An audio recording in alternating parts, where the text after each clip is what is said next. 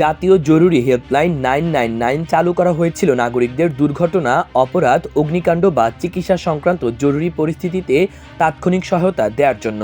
তবে সাম্প্রতিক ঘটনাবলী উদ্বেগের কারণ হয়ে দাঁড়িয়েছে, কারণ এই সেবা এখনও আওয়ামী লীগ সংশ্লিষ্ট সিন্ডিকেট এবং একটি ভারতীয় সফটওয়্যার কোম্পানির প্রভাবাধীন রয়েছে, যা জাতীয় নিরাপত্তার জন্য হুমকি হিসেবে বিবেচিত হচ্ছে।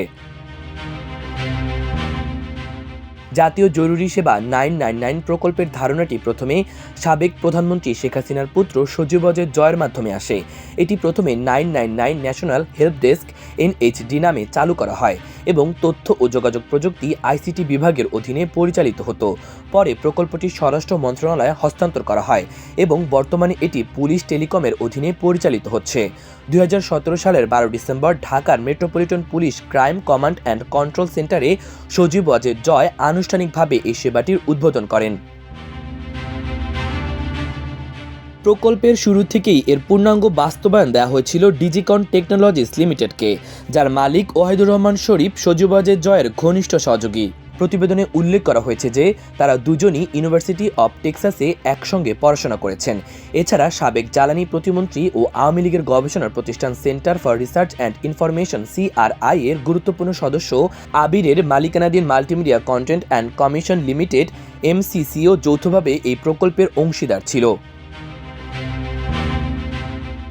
এই দুটি কোম্পানি ট্রিনিটি নামে একটি সফটওয়্যার ব্যবহার করে পুরো 999 অবকাঠামো তৈরি করে, যা সম্পূর্ণরূপে একটি ভারতীয় কোম্পানির মালিকানাধীন।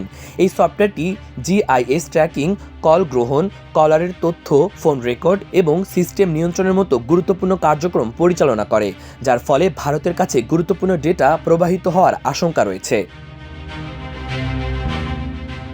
2024 সালের 5 আগস্ট আওয়ামী লীগ সরকারের পতনের পর 2024 সালের 12 ডিসেম্বর 999 কর্তৃপক্ষ জাতীয় জরুরি সেবা 999 এর আপগ্রেডেশন ও সম্প্রসারণ শীর্ষক একটি নতুন টেন্ডার আহ্বান করে। তবে রাজনৈতিক পরিবর্তনের পরও একই সিন্ডিকেট প্রকল্প নিয়ন্ত্রণ ধরে রাখার চেষ্টা করে। যেহেতু ডিজিকন টেকনোলজিস লিমিটেড সরাসরি অংশ নিতে পারছিল না, তাই তারা অন্য একটি কোম্পানিকে সামনে এনে টেন্ডারে অংশগ্রহণ করায় বলে অভিযোগ রয়েছে। প্রাক বিড পর্যায়ে একাধিক কোম্পানি ভারতীয় সফটওয়্যার ভিত্তিক সমাধানের বিষয়ে উদ্বেগ প্রকাশ করে এবং জাতীয় নিরাপত্তার ঝুঁকি উল্লেখ করে, তবে তাদের আপত্তি উপেক্ষা করা হয়। একাধিক প্রতিষ্ঠান বিড জমা দেওয়ার জন্য মাত্র 7 দিনের সময়সীমা বৃদ্ধির আবেদন করলেও 999 কর্তৃপক্ষ তা প্রত্যাখ্যান করে। অভিযোগ রয়েছে যে এই সিদ্ধান্ত আওয়ামী লীগের ঘনিষ্ঠ ব্যক্তি ও ডিজিকনের দীর্ঘদিনের সহযোগী অতিরিক্ত DIG তাবারকুল্লার প্রভাবে নেওয়া হয়েছিল। বিশেষজ্ঞরা সতর্ক করছেন যে একটি জাতীয় জরুরি পরিষেবার বিদেশি নিয়ন্ত্রণ সফটওয়্যারের মাধ্যমে পরিচালিত হওয়া গুরুতর নিরাপত্তার ঝুঁকি তৈরি করে। এতে জরুরি সেবাদানকারী সংস্থাগুলোর রিয়েল টাইম অবস্থান সহ সংবেদনশীল তথ্য বাইরে দেশে প্রবাহিত হওয়ার আশঙ্কা রয়েছে, যা জাতীয় নিরাপত্তার জন্য বিপজ্জনক। ফলে 999 পরিষেবা স্থানীয়ভাবে উন্নয়ন সফটওয়্যারের মাধ্যমে পরিচালিত করার দাবি জোরালো হচ্ছে।